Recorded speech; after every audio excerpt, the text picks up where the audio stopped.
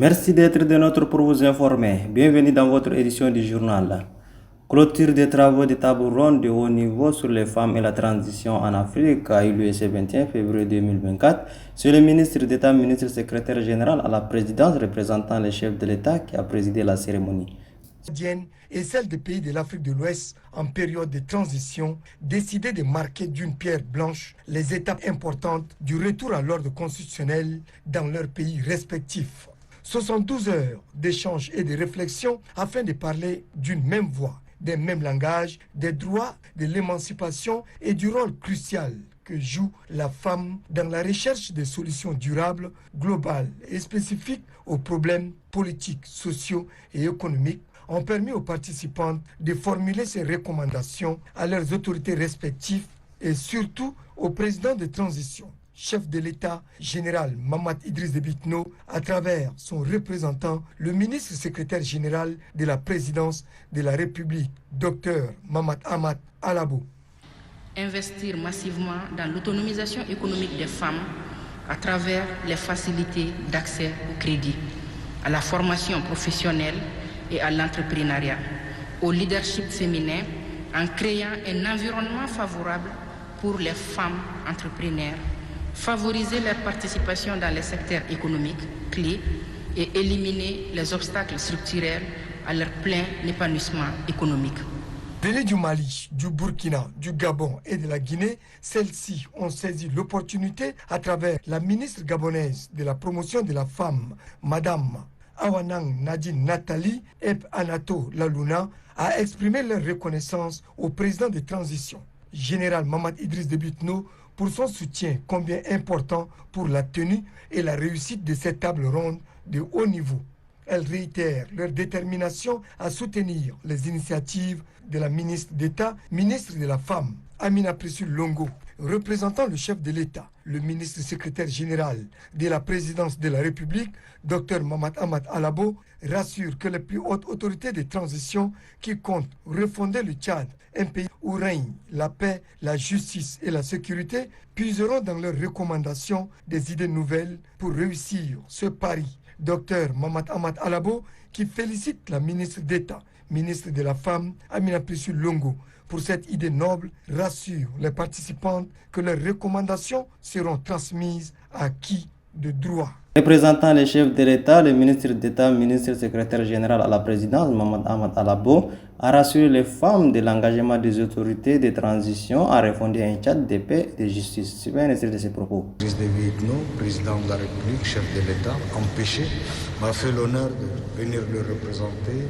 à cette cérémonie de clôture.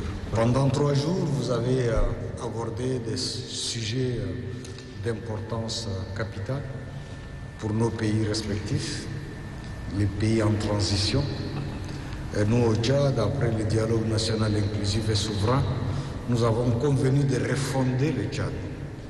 Le refonder pour bâtir une société meilleure, une société d'égalité, une société de complémentarité, une société de développement, de justice. On ne peut pas bâtir une société juste tant qu'il y aura un seul être discriminé, et moins encore les femmes, pour que les gouvernements, nos gouvernements, puissent s'en inspirer pour faire autant que faire se peut, les mettre en œuvre et dans les meilleurs délais. Et puis, face à la flambée des prix des produits pétroliers, continue d'alimenter la grogne au sein de la population. Une équipe de la rédaction a tendu son micro aux usagers. Suivez leur impression.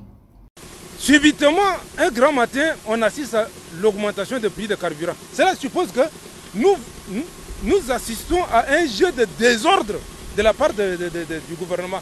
Comment ça se fait-il qu'on décrète l'état d'urgence alimentaire et subitement on augmente aussi les prix des carburants?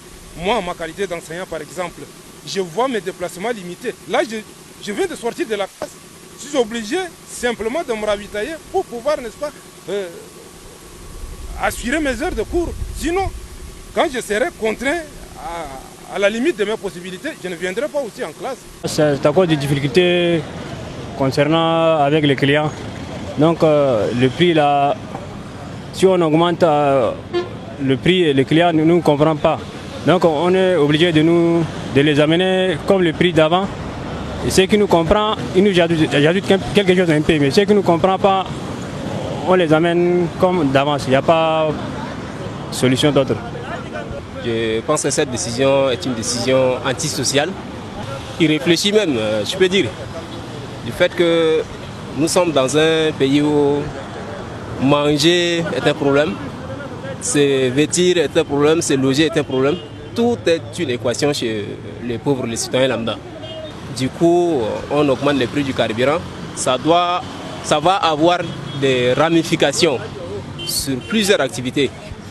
L'impact sur plusieurs produits de consommation, par exemple. C'est une décision à revoir. Il faut revoir cela. Même si on dit que c'est pour juguler à la crise ou bien pour nous protéger de quoi que ce soit, je ne sais pas. Mais ce n'est pas de cette façon. Même si on veut juguler à la crise, on peut faire la fusion de certains ministères. Il y a certains ministères qui partent ensemble, l'agriculture et l'élevage, on peut les mettre ensemble. Ça nous permet de réduire un peu le budget. On prend les mines, on prend le ministère des mines et énergie, on les met ensemble, ça peut aller. Le ministère de l'eau, on peut mettre ça, tout ça avec l'environnement, ça passe. On n'a pas besoin de multiplier assez de ministères pour avoir une crise économique et puis dire que voilà, il faut augmenter les prix des denrées pour juguler à l'accident. Non, ça ne peut pas aller. Ils ont donné comme raison que c'est pour que nos voisins ne viennent pas acheter avec nous. Ça ne peut pas impacter sur l'économie. Nous-mêmes, quand on avait l'histoire de pénurie, on venait à Kousséri acheter. Mais ça n'a pas basculé négativement quand même l'économie du Cameroun. Je pense que c'est une raison qui ne tient pas la route. Ferme cette édition, merci de l'avoir suivi. À demain, Inch'Allah.